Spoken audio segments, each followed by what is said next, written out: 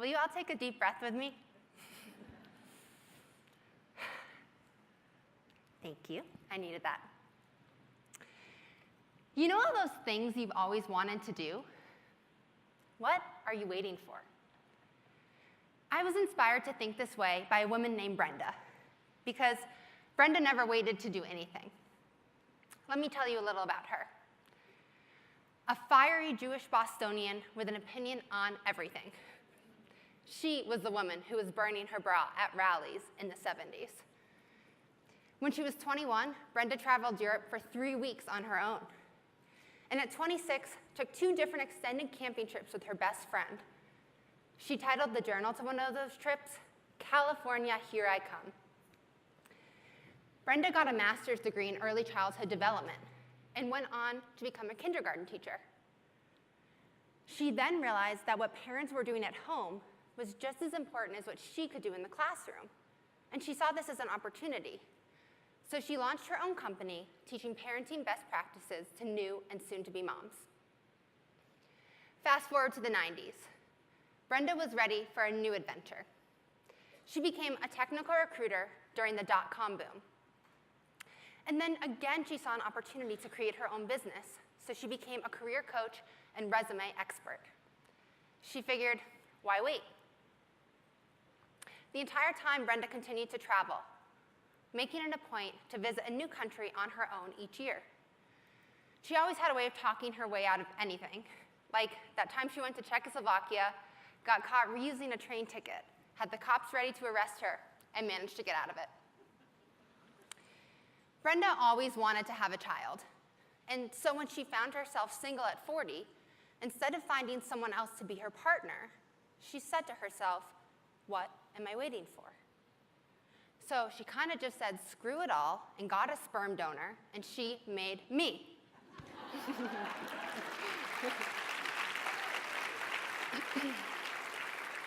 Brenda is my mom. I was so wanted. And if you're wondering who she chose, she picked anonymous donor number 11. Brown hair, brown eyes, Jewish European, had an MBA, a love for guitar, racquetball, and traveling. And because my mom was a self-proclaimed single mother by choice, when I was growing up, it was just the 2 of us. We bickered like sisters, but did everything together. And my mom incited my love for travel. By the time I was 12, I had been to Hawaii, the Bahamas, the Grand Canyon, had spent multiple summers on lakes in New England, and had been to every major US city. But of all the places my mom and I traveled together, my trip to Yosemite National Park was by far my favorite. The entire trip had a spirit of adventure. One day we took a popular hike to go see these waterfalls my mom had raved about. The entire hike, she couldn't stop talking about her trip to Yosemite in the 70s, when the gushing waterfall had completely soaked them. When we got to the falls, my mom started asking around to make sure we were in the right place. What stood in front of us was a small trickle. We put away our ponchos. In the year 2013, when I was in my senior year of college, my mom was diagnosed with ALS. If you're not familiar with ALS, it's a progressive degenerative disease that causes one's motor neurons to deteriorate, leading to paralysis. It's a terminal illness, and there's currently no cure. There's also very little known about the disease. So while my mom was given a life expectancy of 2 to 5 years, she passed away 6 months later. She was 61, I was 21. It was really hard, even though I have a great support system. I have 3 best friends from high school and a few more from college who are like sisters to me. I have 3 amazing aunts, one of who surprised me and is here today. I have my boyfriend who's also here today. And even with the support system, it was hard. First, the physical progression of the illness was hard. I had the opportunity to visit my mom every week after her diagnosis, and each time I saw her, something had changed. It made me deeply sad to see her lose herself like this. But it was also hard because it had always just been me and her. She was the nurturer and the Mrs. Fix-It, the good cop and the bad cop. After we got through the back-talking, sneaking out years, sorry, Mom, we became close friends. And when I moved out of the house to go to college, it seemed like we finally started to understand each other. It felt like just as I was getting to know her as Brenda, I lost her. And I suppose everyone wishes they have more time. I'm sure no one's carrying around a calendar with their death date circled, packed, and ready to go. But still, I wanted more time. What I learned from this is life can be so short, and we have to take advantage of the opportunities we want while we can still do them. Because even though my mom did a lot in her short life, there were still so many things she talked about still wanting to do when she retired. She had plans to buy an RV and live on the road. She was going to move to Belize and live in Germany. Have you ever thought to yourself, I'll do that, comma, when? When I retire, when I get a new job, when, ... Here's the thing. We can have so many lives. We could be sitting in this room working in business in Colorado. Or we could be pursuing our dreams, trying to make it on Broadway. We could be ranchers living a life on a farm. Or we could be researchers living for 9 months of the year at the Antarctic Research Station in negative 30-degree weather. On a side note, I met a few people who chose that life path the other day, and I was amazed. So you see, we can have so many lives. The question is, which one do you want? And P.S., you don't have a lot of time. So what are you waiting for? One of the things I've learned about a life I want is a life of travel. There are so many landscapes and cultures and way of life out there, and I want to experience them all. And I realized that life's too short not to take advantage of these opportunities. So just in the past year, I've been to 6 countries. I went to Colombia, to Cuba, to Mexico, to France and Italy, and to Israel. And back in 2015, I packed up all of my belongings and embarked on a 3-month cross-country camping trip.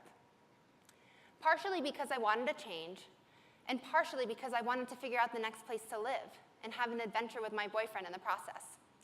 And we figured, why wait? We saw bluegrass music in Asheville and live music in Nashville. We camped from Moab to Tahoe to Yosemite, up to Crater Lake. The longest we went without showering was 5 days before Portland.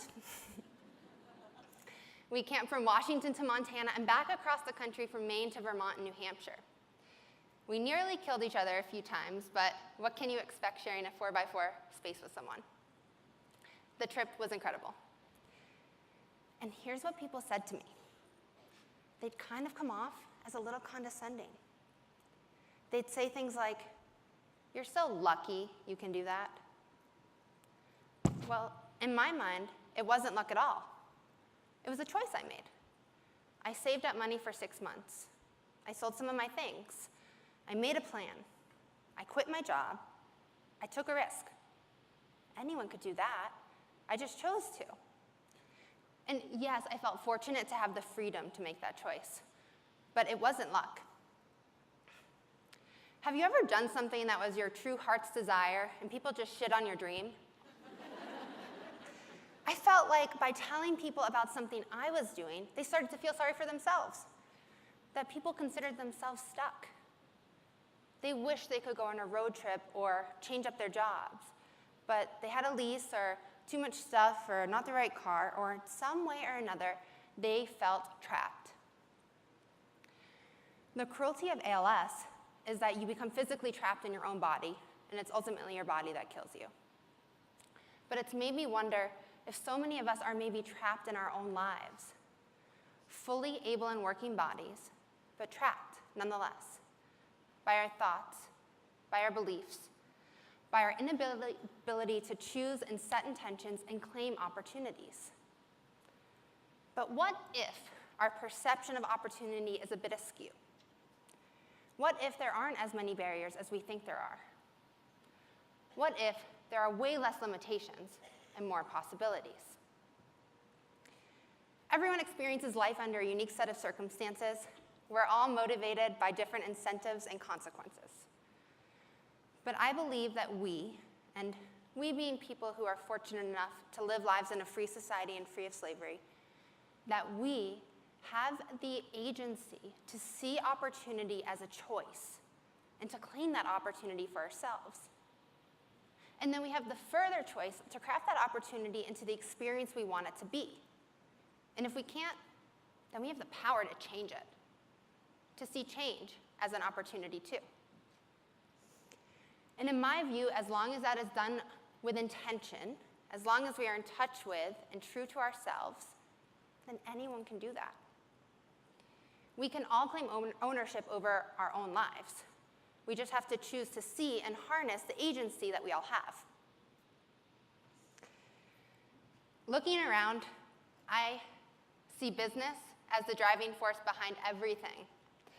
And I didn't used to think this way, but ever since I started the MBA program, I can't help but notice that business powers all of this. Business can be used to drive change and harness creativity and be innovative. And I also learned that it doesn't always work this way.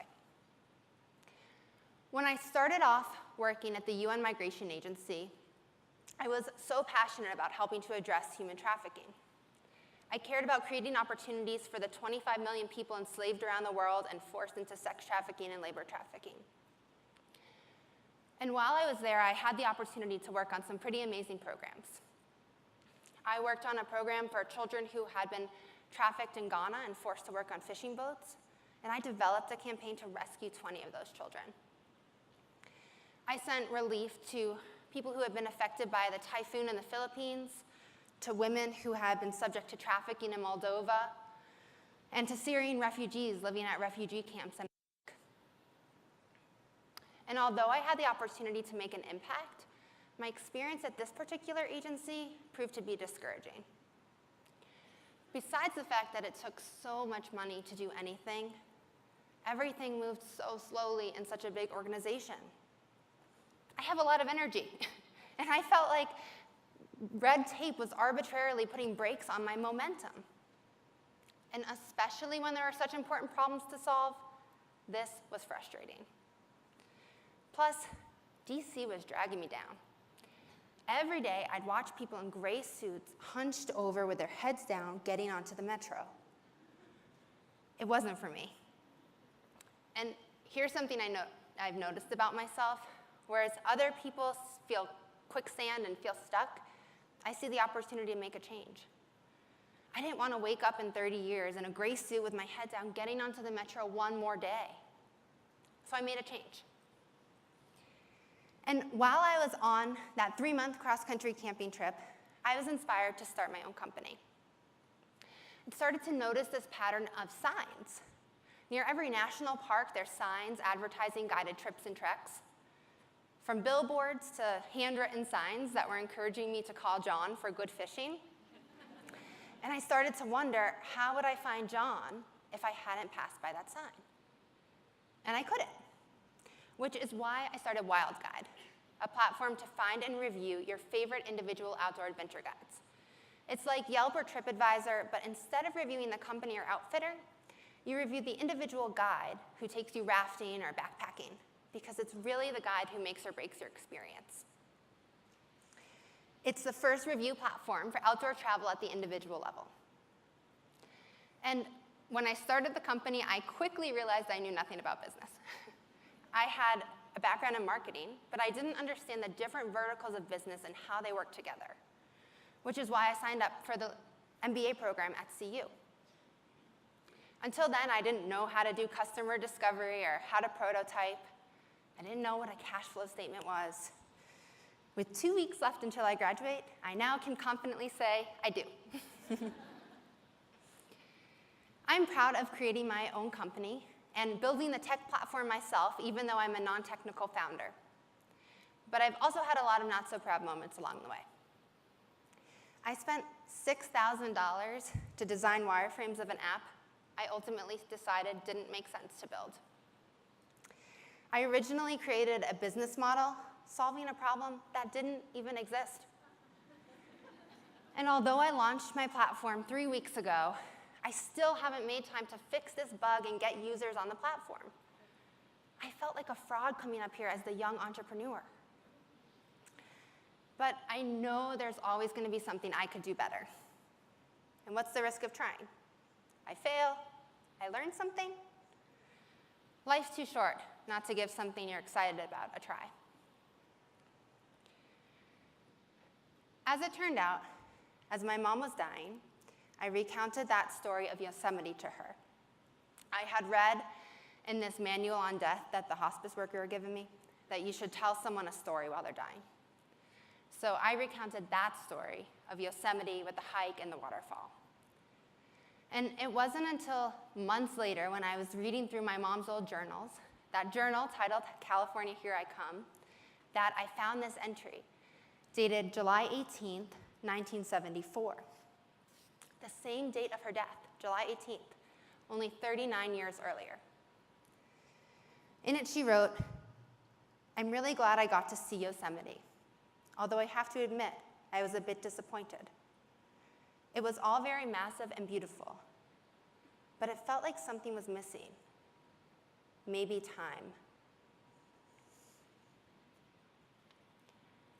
My mom taught me to be true to myself. She taught me that it never hurts to ask. She taught me to claim opportunities and create the life I want to live. And so can you. So next time you catch yourself saying or thinking, "I'll do that, comma, when," get rid of the when and just claim it. As Brenda would say, what are you waiting for?